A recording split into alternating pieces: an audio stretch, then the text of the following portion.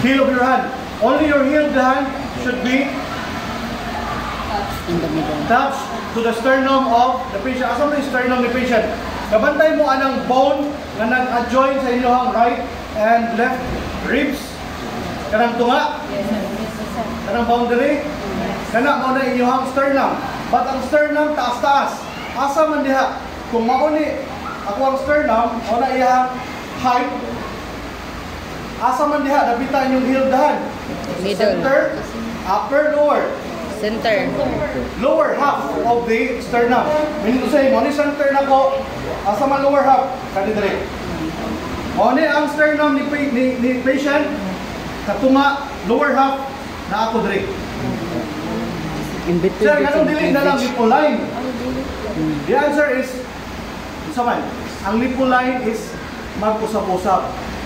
Dagat pa ka sa una, gaidan pa kang DC, ang imong nipple line, napadire. Kapila ka, nipulay na nadre. Anak kay anak, anong pa mo? Nipulay na nadre.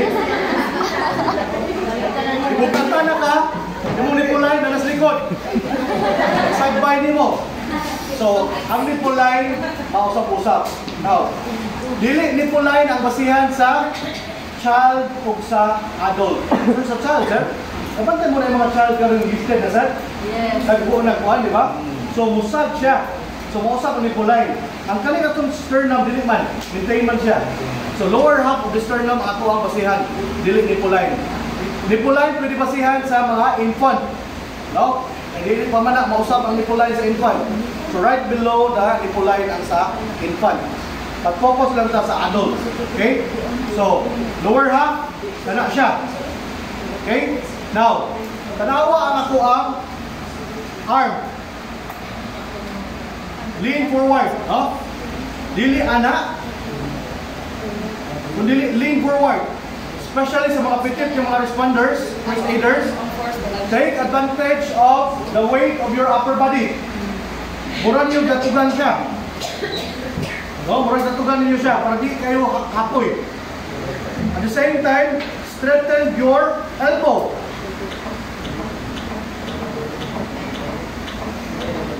So, ang arm ni mo, imong upper body should function as one. Dili kay kapoy kayo na niya, delikado sad. Buha. So, para mo function siya as one, straight ang imong arm.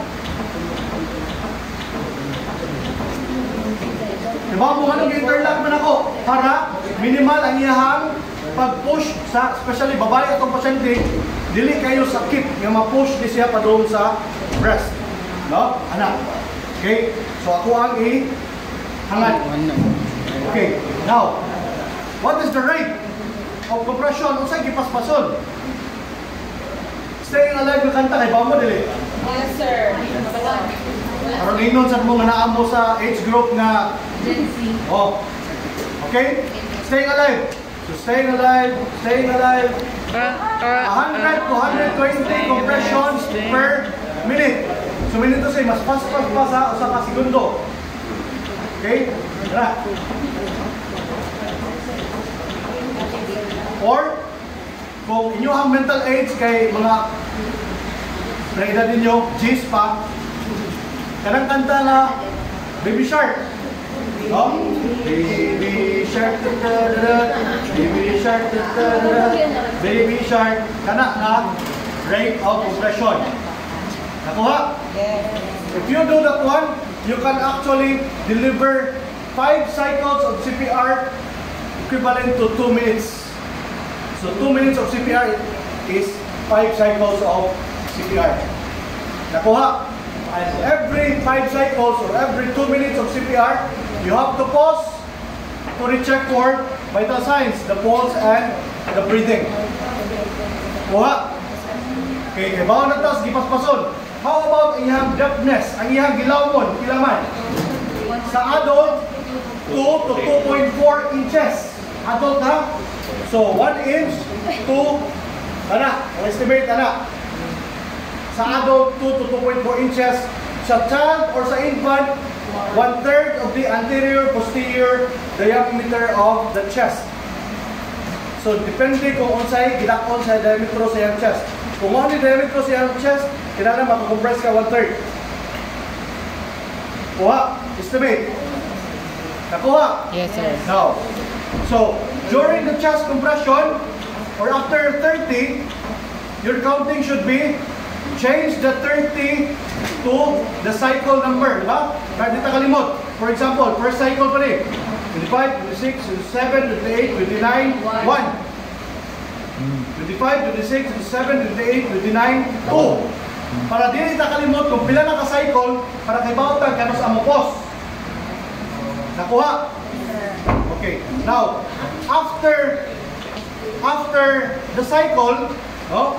After every cycle, para high quality kuno og CPR kung ata ni patient, ang usa ka criteria ana is that from chest compression to mouth resuscitation, the gap should be not more than 10 seconds.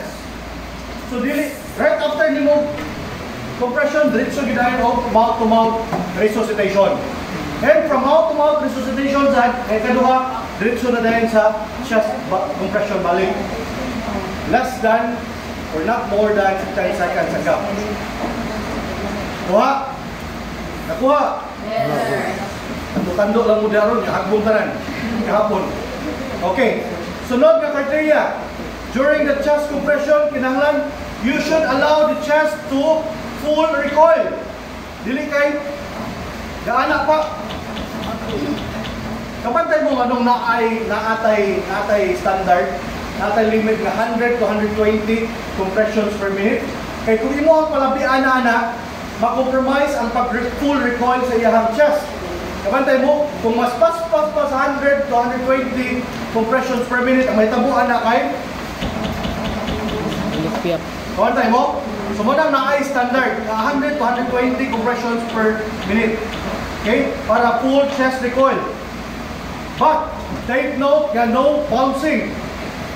So, ingon man ko nga no kinahanglan full chest recoil. Ingon sa i-bounce para siguro yun nga ni-recoil yun ang chest.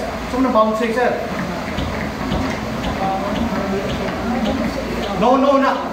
It might damage also the ribs of our patient. Enough lang. Dili mo untol. So, no bouncing, no squeezing.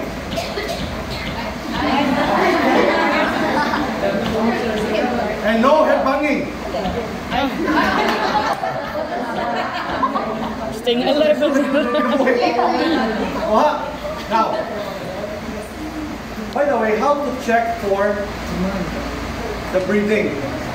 So, to check sa breathing sa ato ang pasyente, use the acronym LLF. Sama ng L. Look for the rise and fall of his or her chest. Another L. Listen for the breathing sounds. No breathing sounds. Usay makadungog ka ang pasyente nag-breathing. Kanang bitaw gihubak, tagboy, ang ginawa, or labor breathing, or agonal breathing, laom kayo. So those are different breathing na pwede na ito madungog sa atong pasyente. So look, listen, and F. Feel. Feel the air coming to and from the nose and mouth of the patient. So imuhang ipaduol, imuhang aping sa lungag, sa ilong, sa baba. At the same time, checking for the pulse. No? So, tawa akong forma. So, muna sa pasyente, check na ko ang pulso through carotid pulse. Check na ko ang iyahang breathing. Then, tanaw na ko ang iyahang rise and fall. Kabantay mo nga butang mo na ako kamudre.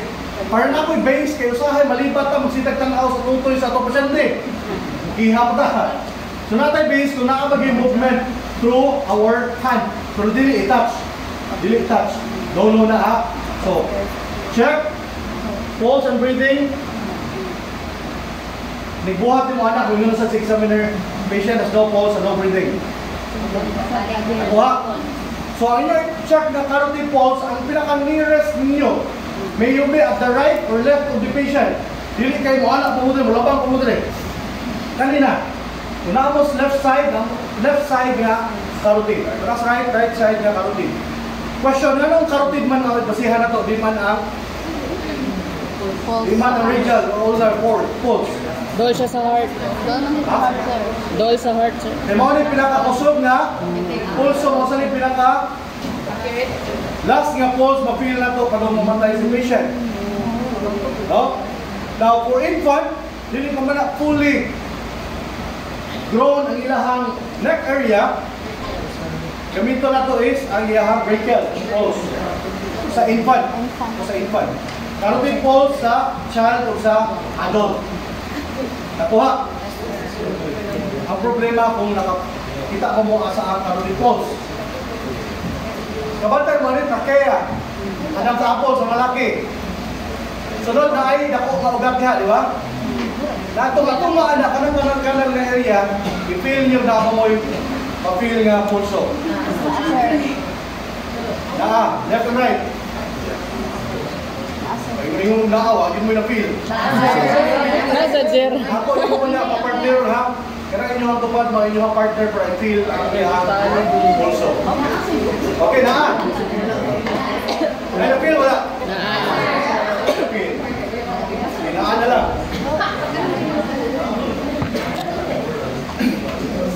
Okay. Sunod, kaya bawal ng tanong. Kaya bawal na tanong. O sa'yo ito ang requirement. No? Sunod. Ako i-test kung makuha pa na ako in 2 minutes ang 5 cycles of CPR. Okay? So, isa man ay timer diha, i-prompt ko kano sa ako mo start. Oh? So, timer diha. Go. Wala sir. Ikaw, Esa. Bago pa noon isugod ang plan. Nag-record mo ko sir. Sorry. 2 minutes. Oh, prompt me Ako kung tagong gusto sa ito, bago rin ito start. Second. 1, 2, 3, 4, 5, 6, 7, 8, 9, 10, 11, 12, 13, 14, 15, 16, 17, 18, 19, 20, 1, 2, 3, 4, 5, 6, 7, 8, 9, 1.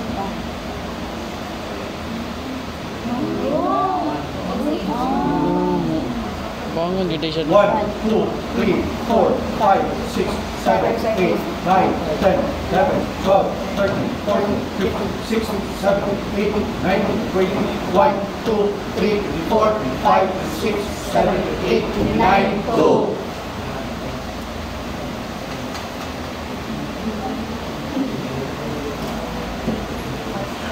One, 2, 3, 4, 5, 6, 7, 8, 9, 10, 11, 12, 13, 14, 15, 16, 17, 18, 19, 20, 1, 2, 3, 4, 5, 6, 7, 8, 9, 3.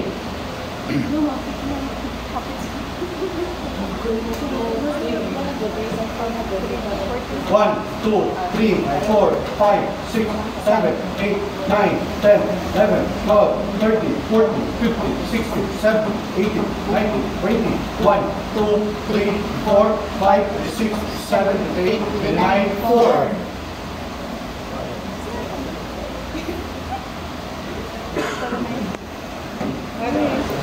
One, 2, 3, 4, 5, 6, 7, 8, 9, 10, 11, 12, 13, 14, 15, 16, 17, 18, 19, 20, 1, 2, 3, 4, 5, 6, 7, 8, 9, 5. Sakto yun, sir. Stop.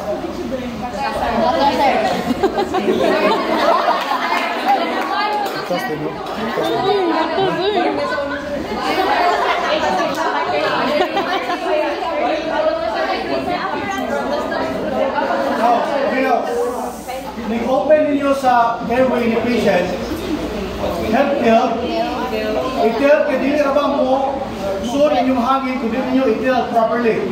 Health tilt, chin lift, pinch nose, then blow. Do it for about 1 second long. And kano sa mga mahatag second blow. Right after inhale, deflate, ini subside sa chest the patient. So ayaw na pabutan ninyo nga padugayon pa. So di saka, deflate, low na sad. Kuha. Then do it for 5 cycles. Then every 5 cycles you have to pause to check for the vital signs. Kuha. Now, what if in between? Pero sa aka mo stop, hatag CPR. So using the acronym STOPS. S-T-O-P-S. S, signs of life. Diliho. So for example, tagaan mo scenario ni examiner. Oy, di ka rin liho ang the patient. What will you do? I will stop providing CPR. I will check the vital signs of my patient. Checking for vital signs. So what they can mahatag data sa examiner mo yun siya na the patient has recovered his normal pulse and normal breathing. What will you do? So I will now position my patient to Haynes recovery position. Haynes meaning H, high, arm, in, endangered or suspended or suspected, endangered na lang, no? Endangered spine. Haynes recovery position. Again, high, arm, in, endangered spine. No? Haynes recovery position. Kung sa may purpose yun ang itakilid na to si patient. To prevent from aspiration. Matukan siya, masukipan siya sa kaugalingon niya sinuka or laway. Kung inunana iyang forma. Especially dili pa fully recover ang iyang vital organs nga function. At the same time, prevention also of aspiration pneumonia. Nakuha? Okay. Sunod, T. Turn over to ambulance personnel. Meaning to say, naabot na si ambulansya, pwede na i-turn over ni mo si patient sa responsibilidad ni ambulance personnel. O, when you, as the operator of the CPR, is already very exhausted, na kung mapadayon pa ka, you might also pass out. You might also become the second victim. Pwede na ka mo stop ka dyan, mo ginhawa, mo pahuway. But not leaving totally the patient. Kuha. And then P. Physician is on site and ready to assume the responsibility of the patient. S. Scene becomes unsafe for you as the first aider and the patient. So for example, collapsing wall. For example, earthquake. Or sunog. Na you might opt nga, umadali mo sa patient, transfer mo, data. Kung dili madali sa patient, lisod yun. Then, rule of thumb, your safety first. Kuha, question. Kamuta na. Kung saan mo ni sa recovery position, sa recovery mo lang example. Pwede na ako kahigda, no?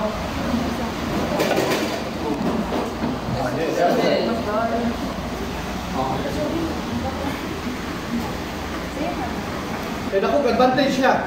No? So, saan mo ni siya? Asa bang left niya? Abali na kasi para ari mo ulo.